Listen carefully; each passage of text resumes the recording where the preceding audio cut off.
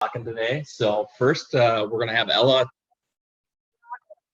Meeting's being recorded. Ella will be talking a little bit about the geology of Minnesota and some of the geology that's happening in this local area. Then I'm going to touch on a little about soils and soil formation, and then I'm going to focus the majority of the time talking about soil health. And then at the end, if we have some time, we'll go through some different apps on your phones that you can access soils information on, and maybe do a little guide. I do have a cover crop field guide, version 3. And if we have time at the end, we can kind of go through how that's formatted and some of the different species in there and what that stuff's going to tell you. So with that, I will hand it over to Ella, and I will talk to you in a little bit. Hello, everyone. Thank you for being here. I will be talking about the geology of Minnesota, and it's just a very brief overview. There are so many things you could talk about going into depth, millions and millions of years, but I will just be talking about the last 2 million years of the Ice Age. And I'll be talking about the last 2 million years because this is kind of what formed and is factoring into the soils that we see today. The parent material and the landforms that we have in Minnesota are mainly influenced by this ice age. So it started with this large sheet of ice, the Laurentide ice sheet, which covered most of North America and would kind of recede and then go back up, recede and advance down, and most of the ends of this glacier would hit Minnesota. There were times where it went past Minnesota, and I have up here, it's kind of hard to see, but there are some older advances like the Nebraskan, Kansan, and Illinoisan that dipped down past Minnesota. But the most recent one was the Wisconsin advance, which is what most of our parent material that we have and the landforms we have are made out of. So I put this up here and kind of made some little arrows just to kind of make more sense. So the Wadena lobe was the first lobe to come down, and lobes they were like little fingers from the glacier that kind of fingered down into Minnesota from that big large glacier. And when I'm talking about these glaciers, I know it might be obvious to some people, but to me, I always think of just this big white sheet of ice, but these were very dirty. And when they were in Canada, they were breaking down all of the land, and wherever the bedrock was, like on where the Wadena lobe and the Des Moines lobe are, they had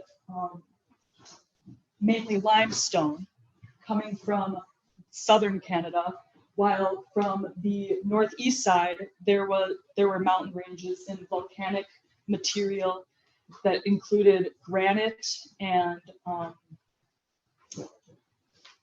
some volcanic material and sandstone that came down here.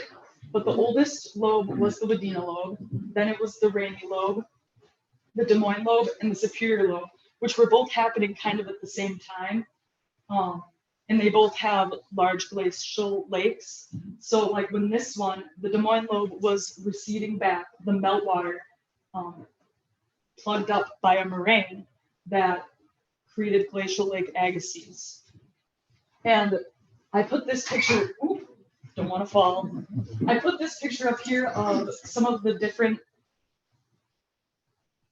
parent material that is found in each of those fingers of glaciers that came down, just to show the diversity. And I'm talking about, or this is important to soil because all of these different rocks have different mineral sizes, and different mineral sizes and all the different minerals that we have weather in different ways and have different chemical properties which affect what types of nutrients you put into that soil and how it deals with like what plants grow in certain soil types and stuff like that. So focusing mainly on Carleton County, right here, I made a little box. What we mainly have is glacial till, outwash, moraines, and glacial lake beds. And there's so much more that we have, but those are some of the main ones. And most of the glacial deposits that we have are from the superior lobe. And so that superior lobe is coming down from northeast Canada. And we have end moraines, which are where the end of the glacier stops and dumps a bunch of unsorted material. So we have all these end moraines happening. And then glacial till, which moraines have that glacial till, but then from the glaciers, as they were coming back, like there are cold and warm and cold periods. So those glaciers have been moving up and down, up and down. And when they're doing that, they're also melting. And that's how we get this outwash, which is more of a sorted material. I don't know if you guys can see those layers versus in the till, it's unsorted. And outwash is formed by, or it's transported through the melting glaciers. And it gets that sorting because during some of those colder periods when water isn't running as much, it only moves the finer materials. And so you get thin bands. And up here we have a lot of red clay thin bands. And then during times when it was warmer and the water was rushing because it was melting, we got larger sediments that would be carried down. And so what we commonly see in Carleton County is outwash and lots of red bands. So some clay red bands and red rocks. And then we also have, so while that glacier from the superior lobe was receding, we got this huge glacial lake called Glacial Lake Duluth, which was dammed up by some of these moraines. And that created some lake bed material, which is a finer material. Oh, and I wanted to say, so I have this book. It's The Roadside Geology of Minnesota. Have any of you heard of this? I very much recommend it. It goes through like millions of years of the history. So during like the volcanic times and all of that, and it'll give you directions to different spots where there's like rock outcrops, and it goes through so much more than just the glacial period, and it goes through all over the state. So I'll pass it around for you guys to look at, but don't steal it.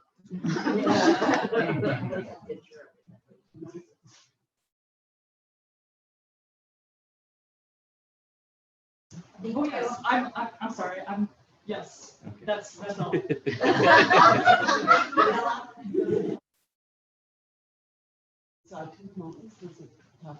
I think so. Yeah. Yeah, that's a very cool book. They have a bunch of different states too. I know North Dakota has one, and I'm sure Michigan and Wisconsin probably have those too. So they go through different roads and then different different intersections. They'll talk about the geology of the area. It's really neat. But just to add on a little bit to what Ella had to say, the Superior and the Rainy, mainly those are forested areas. If you think about those glacial advances, the more farmland stuff is more the Des Moines lobe, which is in western Minnesota. So different types of material. The Superior and the Rainy are more of a reddish material, have a lot more iron in it, whereas the stuff coming in western Minnesota from the Des Moines lobe was more calcareous and brown colored. So I wish I would have brought some of the material. It's quite stark, the differences of those glacial advances. But and just to add a little bit to this too, this is Soil Health Session 1. There will be another Session 2 in the field, I believe at the Gardens on June 3rd. So hopefully I'll be able to make that, but otherwise Stephanie McLean will be there and hopefully go over some of this information that I'm talking about today. So I'm going to talk about soil formation here first, and soil, what it is. So soil, a healthy soil, is made up of a couple different things. So minerals, that is the different types of fractions of the soil. So sand, don't touch that. Sand, silt, and clay. Sand being the biggest size. Everyone's very familiar with sand and clay. That silt is kind of the middle material. And if you felt pure silt before, it's really like floury, but it's a really erosive material as well. So those are three different fractions of the soil. So that's what makes up about 45% of the soil profile. And then another 5% is that organic matter. So that's your topsoil. Think of it as that dark black or maybe, dark chocolatey color right at the soil surface. So that's made up of dead plants, animals, things that get incorporated into the soil and is stored in that topsoil. And then another 50% of that soil is pore space. Again, that's in a healthy soil. Something that's unhealthy might not have much pore space at all, but a healthy soil should have around 50% pore space, and roughly half of that, so 25%, should be air and water, ideally. So obviously that's going to fluctuate a little bit, but that's what soil is. That's what soil is made out of. So how do soils form? Soil scientists have this funny, I guess, acronym. Government loves acronyms as well, but it's called CLORP, and that's a way of remembering how soils form on a landscape. So after that glaciation happened in Minnesota, it deposited our parent material. So that's what the soils formed from. So that raw glacial material, whether that was a lake plain or an outwash plain or just random jumbled up glacier puke or till. I like to refer to it as glacier puke because it just plopped on the landscape. So that's a parent material. So soils form in that climate with the organisms in there as well. So the organisms break that down, that plant material, and form that nice topsoil. So before this, once the geology came through, there was no topsoil, but through organisms and plants being there, they broke down that material and incorporated it into the soil. And then, like Ella talked about, our soils here are relatively young geologically speaking. So 10 to 15,000 years is the kind of the time frame that our soils formed. But the one thing that I kind of want everyone to think about is most of these things are really broad, right? Like climate, that's really kind of a broad area. Organisms, yeah, they're relatively the same around here, right? It might be different at different landscape levels, but for the most part, we have the same organisms. Different parent materials, yeah, there's different parent materials, but in the same parent material and the stuff that's formed in the same amount of time, relief, which means slope, is the most important soil forming factor if we're talking about soils with the same parent material in the same localized area. So when we map soils, we actually map them a lot of times just by their slope. So we identify the parent material, the slope, and we can kind of guess which soil types happen on each landscape position. So in general, our poorer soils are on these steep side slopes because that water that comes down and hits that soil is going to run off right away. So any of that topsoil that has formed there is more than likely going to run downhill. That you're not getting much water into the system, so your plants probably aren't going to grow as well in that landscape position. So as you go down the hill, you're starting to get better because you're getting some of that overwash or that organic matter that might have formed here. You're starting to build the soils down below. So you're getting a little more topsoil, and that water's not running quite as fast, so it's not eroding as fast.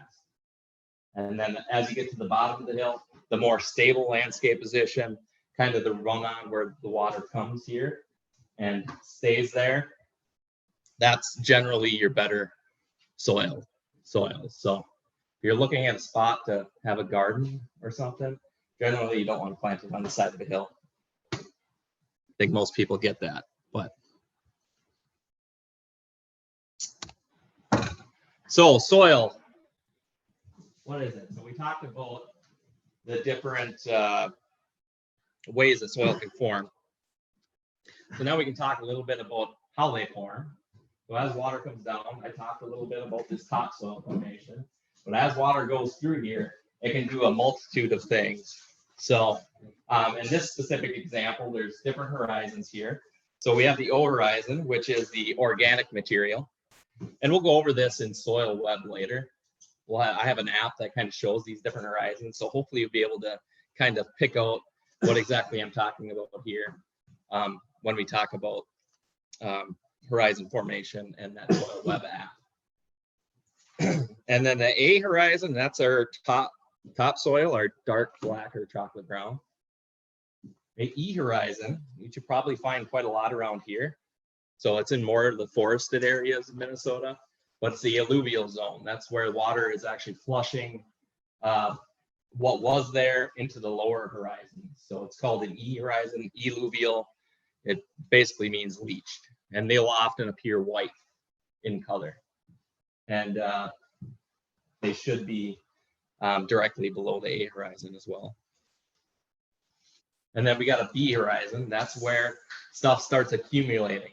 So as that E horizon washes out, or as water flows down into that A and E and the horizons above it, it's actually accumulating something in that layer. So it could be calcium carbonate, it could be some sort of mineral that's getting deposited in that specific layer. A lot of times you'll find around here, you'll have clay that moves down from these top horizons into this B horizon. And we call that a BT horizon, but they can be significantly more clay in that horizon. Actually slows water down. And so as these soil form, they're accumulating stuff in this B horizon. And then the C horizon, that's just our raw parent material. So that's our glacial geology. So that's anything that hasn't been acted on by that CLORP acronym that they use, climate relief organisms, parent material, and time. So that's just the raw material. And then this R horizon is rock or bedrock. And you'll find all of these horizons in Carleton County. So the meat and potatoes of the whole presentation here. What is soil health? Anybody have any guesses? You get that term thrown around a lot. We actually have a definition. So it's the continued capacity of soil to function. I like to stop there because soil function is the driving force by soil health. So your soil has to function. You're trying to make that soil function the way that you want. So you want to build soil health so the soil functions the way that you want, right? So it's a continued capacity of soil to function as a vital living system that sustains plants, animals, and human health. So if anybody was wanting to know what the definition was, there it is. All right, so I highlighted soil function. So there's kind of a three-tiered approach to having your soils function. So there's three properties that I want to talk to you guys about today. And each one of these properties are important. So I like to think of this as like a three-legged stool. Without all of these properties, it's not gonna be useful, right? Your soil's not gonna function if you remove a leg from that three-legged stool. So our soil needs to have physical properties. So that's that sand, that silt, that clay, physical attributes to that soil. I don't think that's hidden from anybody. Everyone knows that. And then it has to have chemical properties. So what's the pH of that soil? How much nitrogen, potassium, all those nutrients that the plant needs in order to function. So, and then kind of the main one that get lost in all of this is our biological properties. So that's our bacteria, fungus, earthworms, all that biological living stuff in the soil. So we listed that chlorp, right? That organisms part of the soil forming. But that biology will actually break down residues or other things in the soil and actually add to the chemical properties of the soil. It also adds to the physical properties of the soil. It can actually change your soil structure. So that's how they're kind of all interrelated to one another. If you take out the chemical properties, you're not going to have, your soil's not going to function because you're not going to be able to grow anything. Obviously, if you take away the soil, you got hydroponics, I guess. Kind of works. Yeah. And then you need your biological properties to cycle those nutrients for you as well. So how do we get the soil to function? That's the ultimate question, right? So in order to optimize our soil health, we need to follow some principles of soil health. Now, depending on where you get your information from, there might be 4 or 5 or 6 principles of soil health, but we're going to talk about 5 principles today. So there's 5 different ones. Keeping it covered. So that's making sure your soil has armor on top of it. Protect it from a raindrop impact. I'm just going to list these and I'll talk a little bit more about them individually later. Diversifying with cover crops and crop rotation. Minimizing disturbance. So that's reducing the amount that we till the soil or turn it. Keeping a living root in place as long as possible.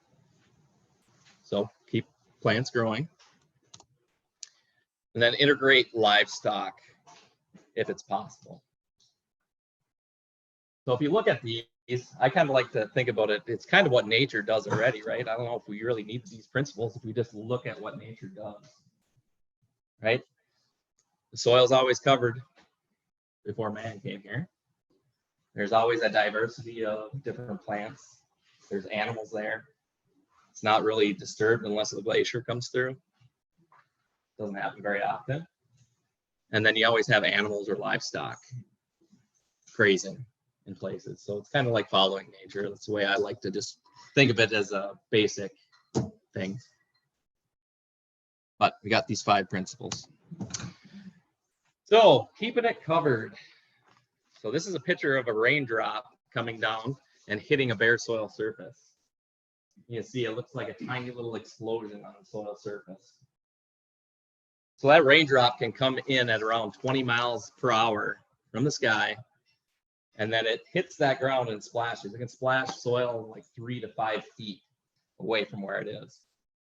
So what do you guys think happens to that soil structure, that granular soil structure, that them pores and everything that water infiltrates and air infiltrates into? What do you think happens when we get a bare soil that's been pulverized by raindrops? Yeah, it erodes. It's going to become more compact. Yep, you're going to get surface compaction. The main thing is crusting. So you demolish the soil structure that's there, and anything that was bound together is like a part now. So now you're getting individual grains of sand, silt, and clay, and those will actually clog the pores that are going in the ground and causes surface sealing. So very little water is able to actually get into that system unless it's sitting there and slowly seeping in. So if you have any kind of slope, that water is going to run off and cause all sorts of different issues. So it's important to have something on the soil surface to protect it from that raindrop impact, that raindrop coming in at 20 miles an hour. I swear sometimes it's harder than that with the wind. You ever been outside and just got demolished by rain? Oh, not good. So here's a couple different pictures of what's happening on bare soil surface. So the top 2 I kind of stole from a national website, but you're seeing some gully erosion right here, some marilla erosion, and you can't really see sheet too much, but it's happening. But you're seeing all this water that's not able to infiltrate into the system, so it starts running off. And this bottom one is actually a picture I took. I was in Monoman County and had a producer that was really getting really big into this soil health stuff. So he's like, why don't you come over here? I got something to show you. So he showed me, and just over here, there was a top of a pole. Like a top of they must have fenced it off for cattle at some point. So he was curious, just like I was. So he took his bobcat, and we actually dug out this fence. So that right there, that little fencing thing, he put that there for reference. But there's wooden poles that were buried in here, and you had like 4 feet of topsoil. And if you pay attention, look at that back. You see that hilltop? That's where all that soil had come from. So that farmer up on that hilltop washed all that soil material, and that's just the stuff that got caught in the fence. So some severe water erosion happening there. And he was talking about maybe hauling some of it up for his garden or something. I don't know. But yeah, it wasn't wind erosion, it was water erosion. It was protected. So keeping that soil covered, very important, as to not wash off the topsoil that you do have.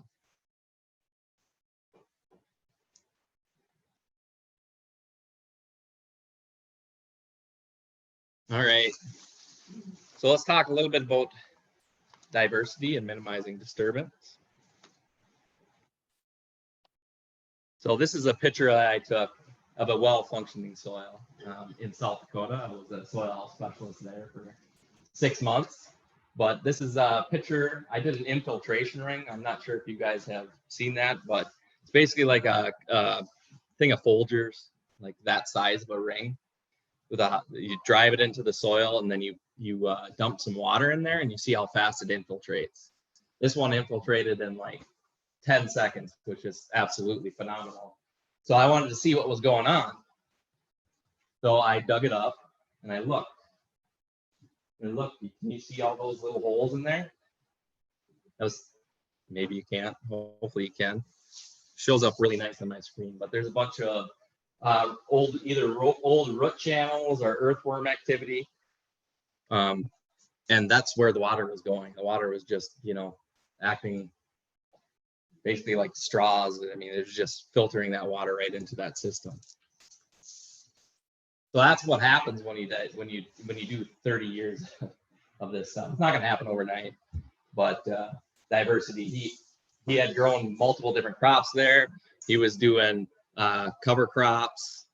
I don't think he grazed it, but he was doing the majority of these soil health practices. And it was just amazing to see something like that after 30 years of what could happen to that soil. So again, it was no-till, so it hadn't been tilled or turned over in 30 years. You can see some of the corn residue. So he also had very good keeping it covered or keeping that soil armored so that them pores wouldn't fill up with different things. So diversifying is really getting to different species of cover crops, different species of grazing if you can. Basically doing something different or adding things into the system to make it more natural. And this is kind of the impact of it.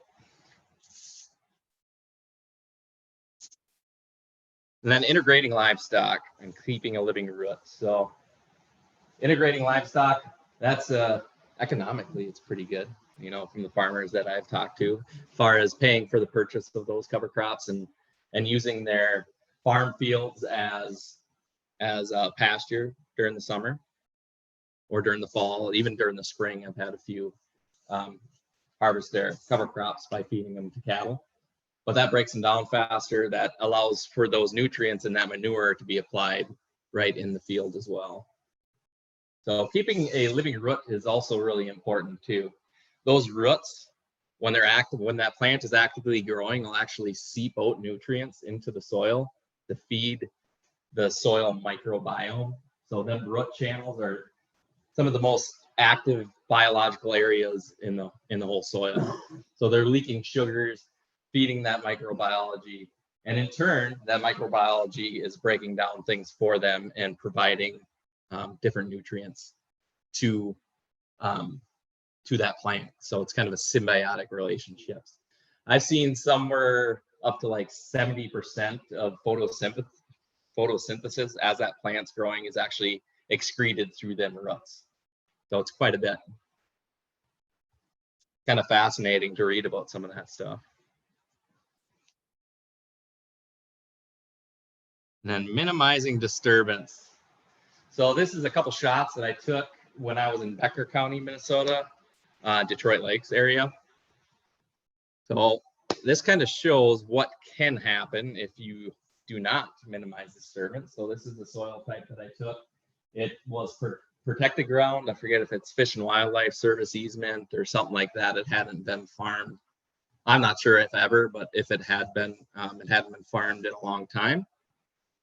But you can see that really nice granular black soil. This was the soil maybe a half mile down the road. Same soil type, mapped the same soil type. Doesn't quite look the same, does it? Yeah. No, all the topsoil that was on this spot right here had been washed down the hill, deposited in lower landscape positions, and that was mainly from disturbing the soil too much, breaking it up, and it was on quite the steep slope. Actually, both of these were on quite steep slopes, and it just washed that topsoil right down. So now he's farming the parent material. And this picture was taken right next to that one, but you can see this one has surface cover on it, and this one all the way to the right doesn't have anything. So you can see that surface sealing, you can see that compaction. Look, you can see those crusts. Everything was sealed off. You have that nice, I shouldn't say nice, but really nice, or really compacted layer right there at the surface. So that whole soil was sealed off in that point. So just adding a little bit of cover will actually make that soil look and function a little better. So hopefully this producer was wanting to get into more soil health practices. So hopefully you can take it from that stuff on the right and make it something like that spot on the left. And hopefully he'll do that using those five principles of soil health. So now I'm going to do a little interactive exercise, but this is a picture I took from 4 different soil types in Monoman County. So I'm going to run this rainfall simulator here very shortly, but I'll share with you kind of what happened here. So this rotational grazing, everyone kind of know what rotational grazing is. It's basically setting out your livestock in a small area, letting them graze, and then moving them on real quickly, and then eventually coming back to that area. So they only get a certain section of land to graze at, and then that's allowed to rest. So they rotate their cattle around to different paddocks. And then continuously grazed, so that's just one big large fence. Cattle can go wherever they want, eat whatever they want. And then no-till, just simply not tilling the soil. And then conventional, which is can be highly tilled, sometimes spring and fall. And you can kind of see what happens here. So the front here is going to be the stuff that runs off. And anything that comes down, I'm going to pour water in here, and hits this soil surface and runs through is going to end up in the bottom of this jar. So infiltration and runoff. So you can see in this picture, this runoff in the rotational graze system is empty. And if you might not be able to see it, but it infiltrated quite a bit. Obviously, if it's not running off, it's infiltrating. Continuously grazed, it's like half full there in the runoff jar.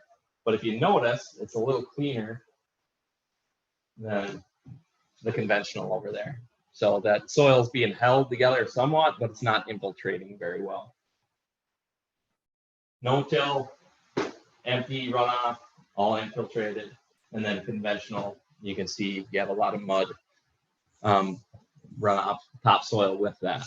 So I am just gonna, can I get somebody up here and just pour the other one at the same time? Just kind of get an idea of what's happening.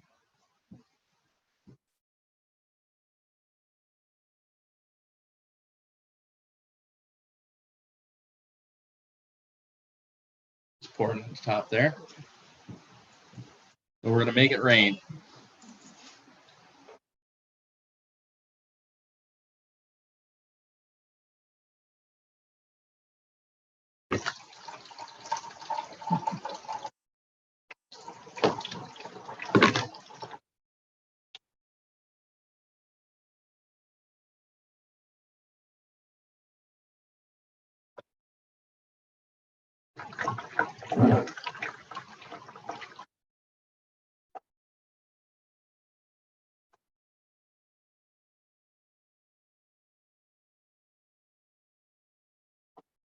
Kind of worked out perfectly. So if you see this, I'm not sure if everyone saw that, but this is the runoff jar from the conventional field.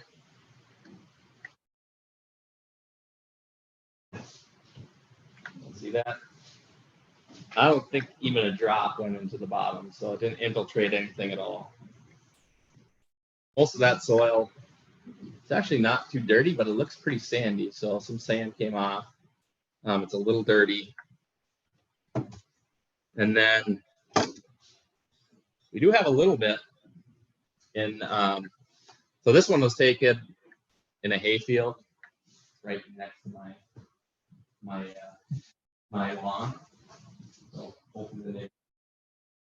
it's an area that doesn't get harvested at all. So it's just kind of like a border between the hayfield and my lawn, but hasn't been touched in forever. But as you can see, that soil is absorbing all that rainwater, and that happened real quick. But you can see that this one, we're going to talk about soil function and getting water into the system.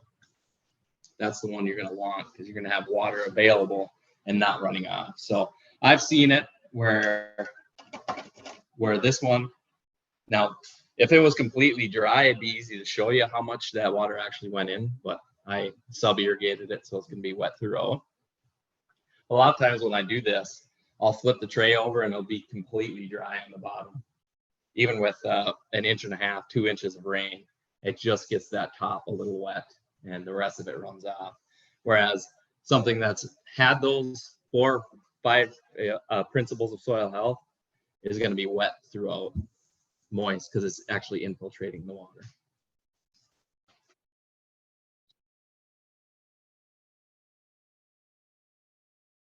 So do you work with people that do no-till? Oh yeah. Do they have to have special equipment to actually plant their seeds? It depends what kind of seed, but yeah, the majority will have to have a drill. Is that why people aren't going to that as quickly? Because they have to invest in equipment? I think that's some of it, yeah. And that it is totally different style of doing things as well. So I think the more people that do it, the more people are going to be comfortable with it. I don't know if Ella or Allison want to add anything to that. I think there's a lot of culture that goes into it as well. I think that kind of what I've been hearing from others too. It's hard to transition because all their buddies at the coffee shop, they're afraid that they're gonna make, and they've been their peers for a long time, and there's these tight bonds, and you don't want to be the one that's different. But and I don't know, and then they problem solve a lot, it seems, with each other. So you start a new system, and you got to find a different network, and so it's a challenge that way too. So financially, just cultures and your network, it can be different. But I haven't really met anyone who has gone to no-till and regretted it.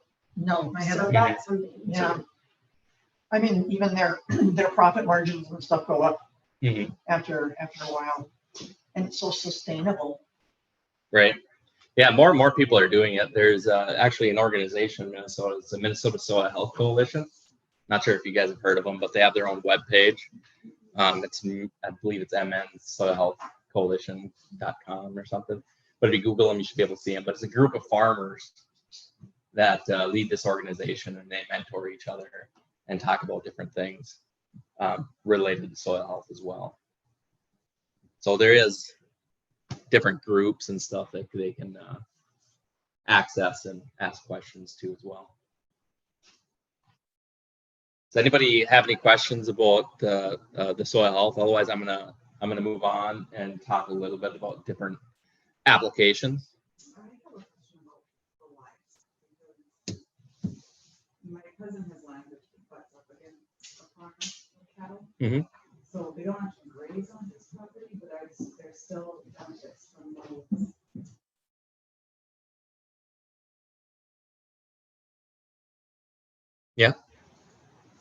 Yeah. I mean the manure, the nutrients, they incorporate some of that that residue on the soil surface, pounded in to the ground, and allow for. It'll help a little, but ultimately, if you can, if it's feasible for you, that's why it's always if possible. That's a whole nother system that you're getting involved with as well. So. How long, after you have cattle in a section, how long do you have to let it rest? Ooh, you're getting into something I'm not exact. Usually around 30 days. Oh, So 30 days, depending okay. on how, there's different ways to rotationally graze. Methods, I guess that's the same thing. I'm saying the same thing, two different ways. But like sometimes you'll want to go in there really, really fast, and they call that flash grazing. Start talking like 12 hours or less.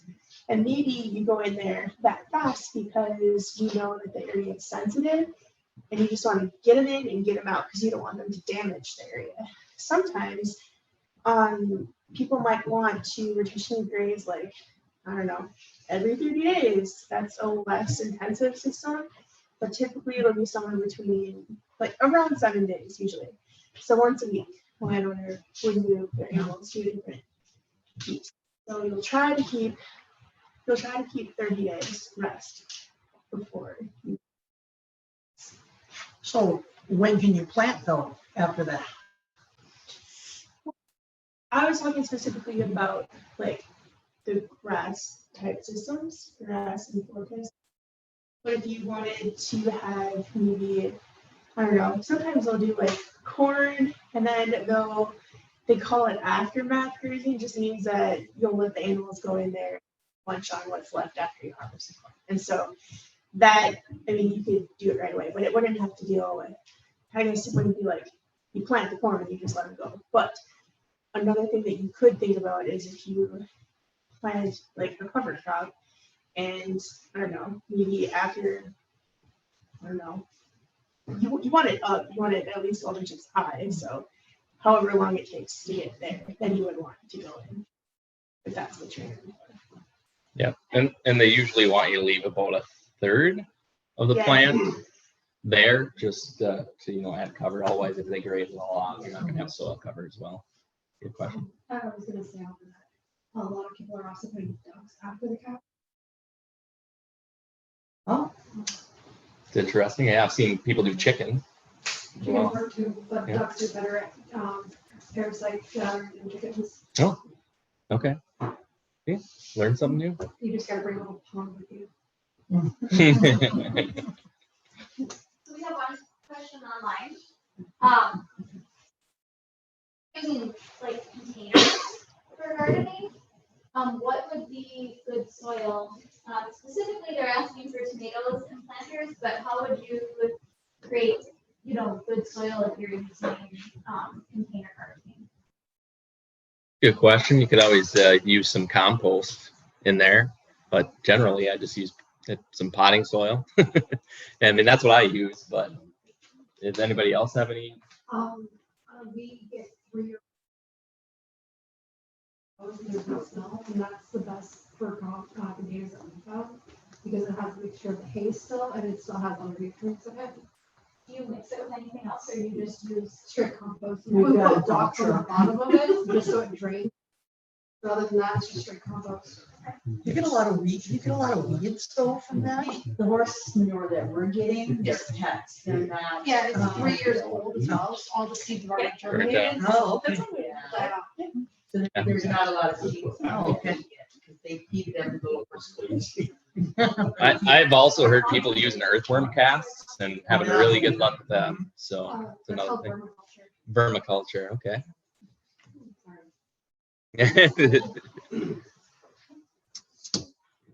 All right.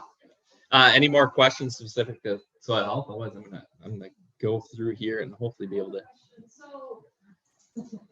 So for no tilling, is it specifically just like the tilling machine, or like what if you use like a cultivator or like a hoe to? Is that still like equally bad disturbance of the soil? Well, there's different type. Yeah, I mean, there's the more you disturb it, in general, the more biology and the less soil cover you have. So that's why we say minimize disturbance if you can. But typically on a large scale, they'll have just a little furrow that they no-till drill the seed into. And on a smaller scale, would that just be like facing like a hand trowel or like planters? Yeah, you could do that. Yeah, actually, what I've done, I don't know if anybody else has done this, but I've taken like a Sawzall and just cut a little furrow for my different seeds, peas and stuff, and just closed it using that on a small scale. I'm sure there's better ways of doing it, and I'm sure they have small scale planters and stuff like that too. I've even seen people use like plugs where they just kind of push the seed into the soil. I don't know if anybody has any good ideas of how to plant carrots too. I've totally given up on carrots.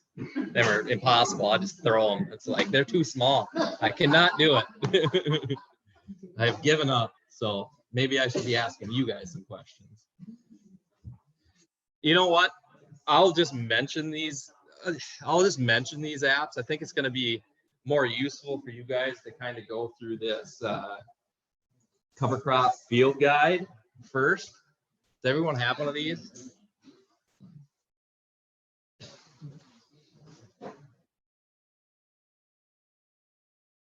So this is kind of like a little field guide on different cover crops that you can use and kind of the different functions of each cover crop listed. So this book just starts out with a table of contents. So it'll give you different cover crop, how to choose them, different mixtures, different timing equipment. You can go through there and read what those are, but the kind of the main point behind all these, and if you turn it to page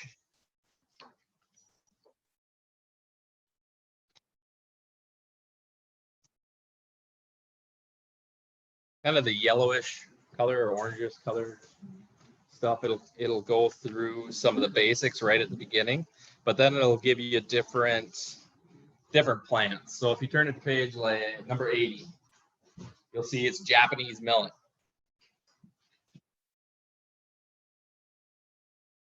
So it's going to give you the different plant characteristics.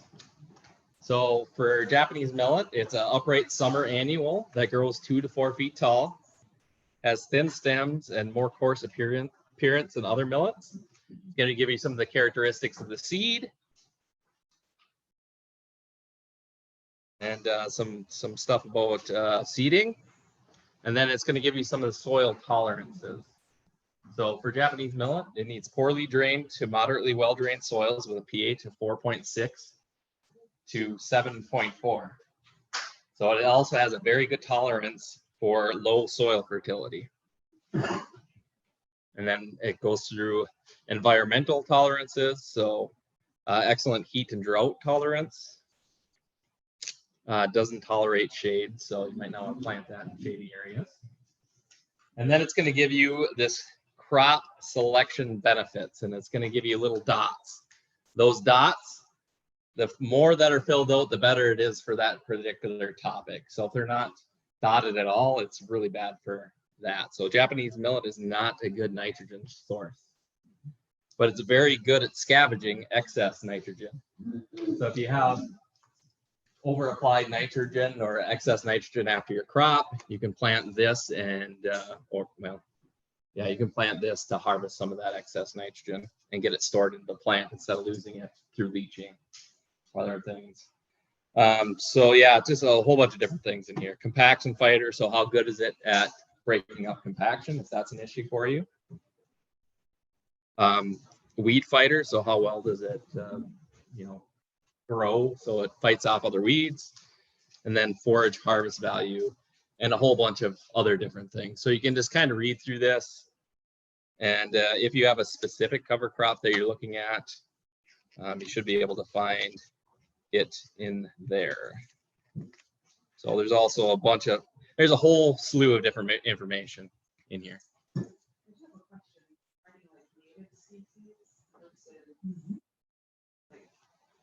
Is there any benefit in planting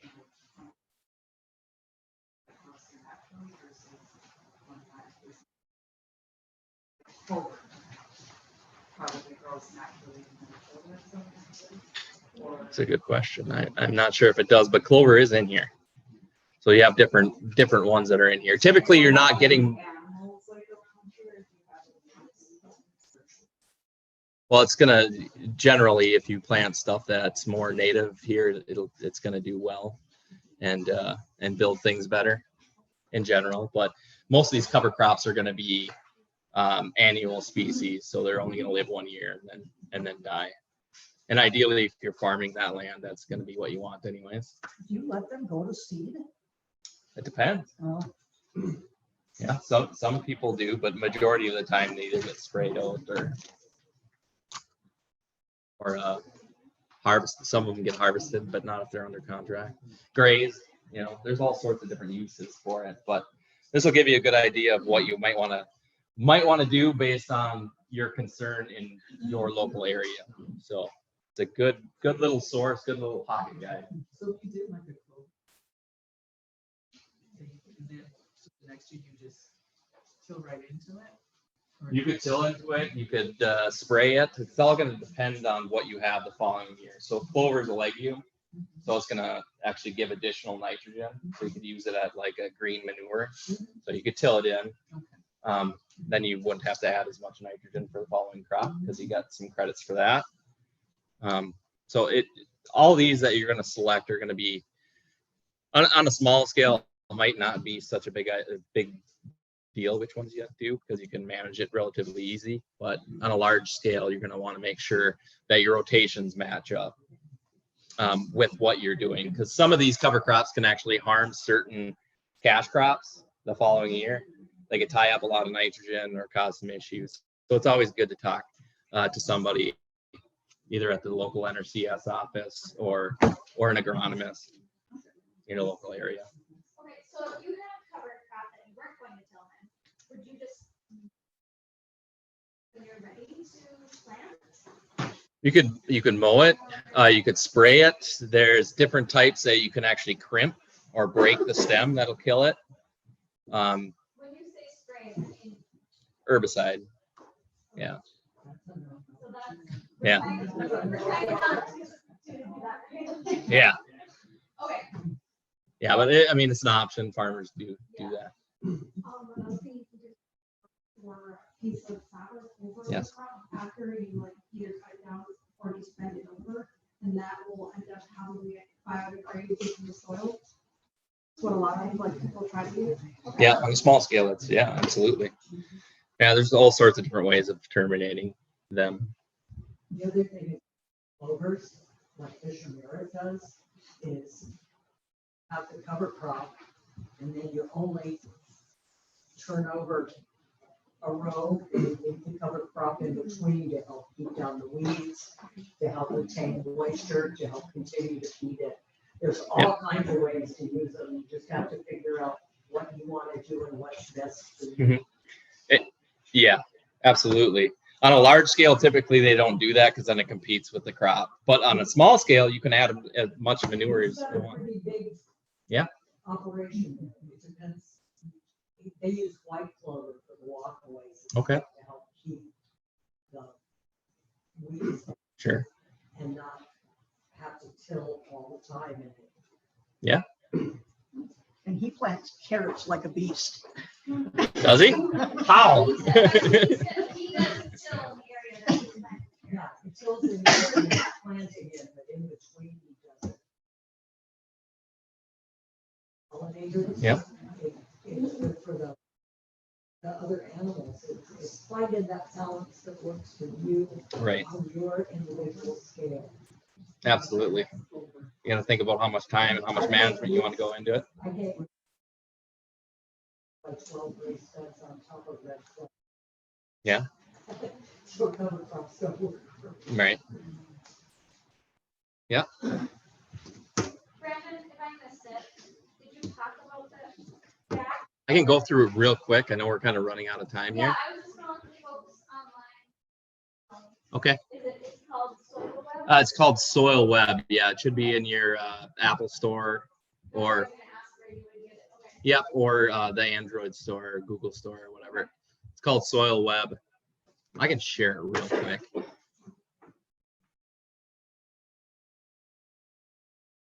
It's also another one called Soil Explorer.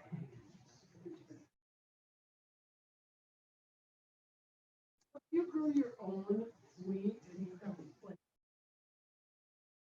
a celiac or your own, or is it just? No, celiac is a protein in wheat that causes it. So if you grew your own, I wouldn't suggest eating wheat. It's still No, I actually have a gluten intolerance, so no, I don't think. I think that's just a protein that's naturally in wheat. Maybe, yeah. I try to stay away from that. Otherwise, it does not make me happy. no. So I've signed up for one of those, do the rice, all wild rice, hulls and stuff. Mhm. What's your thoughts on that? I don't know much about wild rice. Is anybody else? In general, it's gonna be better just because of the water retention and keeping the soil covered. And I think that's part of the program that Eric is working on. They're actually doing some research around wild rice hulls. So, I don't know that a lot of research has been done yet. So it's kind of exciting that the program we have right here through the Chippewa College and Environmental Institute is doing some of that research. So this is the Soil Web app. So I can actually just go to the Apple Store, show you that. Search for it, Soil Web, and it's this one right here. And this is Soil Web. Soil Explorer is really neat too. So if you want to download that one as well, I'll kind of show you the basics of each one of them. I'm running out of time and actually going over, but as long as you're interested. So Soil Web is a program or an app built on our phones that we can access soil survey information on. So if you just click this little button on top that says Get Soil Data, it's going to take your GPS location and it's going to tell you the soil map unit that you're in or the soil type that you're standing in. And so, for example, right here, we're in Cloquet, fine sandy loam, 0 to 2% slopes. So, Soil Web. So then you can see these different horizons that I talked about earlier. You got the A, the E, this BW thing. It's weekly developed. It just means that stuff's been added to it. And then all these different soil layers in there. So if you click on, say, if we want to see Cloquet, we can click on the top there. And it's going to show us a bunch of different information about that soil series. If it loads on the screen here, it's loaded on mine. So it's going to go through each horizon. It's going to tell you the range of characteristics, and it's going to see where it is, a drainage, extent, and then what the typical use and vegetation is for that soil type.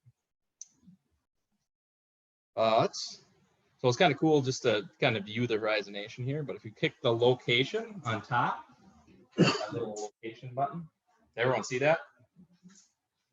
And then click Open GMap at this location, and it's actually going to give you a map of where you are. So that looks like the right spot, right? So is an actual soils map of the area. So it's 355. And we can look at the map unit description, click on any of these that we want. Map unit data. All a bunch of different information. And if we actually, how many of you have actually used web soil survey? No, none of you? You have? Well, if you click on this little link here, again, I'm going way over, so I apologize. So it's going to create an area of interest in this web soil survey, and you can run all sorts of different stuff on this. So I'm just going to click on Soil Data Explorer. And our most common one that people use is the productivity index. So it kind of gives you an idea of how productive that soil can be. So if we go under vegetation productivity and click Minnesota Crop Productivity Index, view rating, and you can actually see physical properties on here too. So amount of sand, your pH, all sorts of different data on here. So then it's going to give you this pretty little map here. And it's going to tell you these values. So this rating is from 0 to 100, 0 being the least productive, 100 being the most productive. So you can see the areas directly here are not very productive. So pretty sandy stuff. What does that, okay, so that means that competition produce, like if you're going crops. Right, exactly. Yeah, so overall production of corn. This is specific to corn, Minnesota's crop productivity indexes. So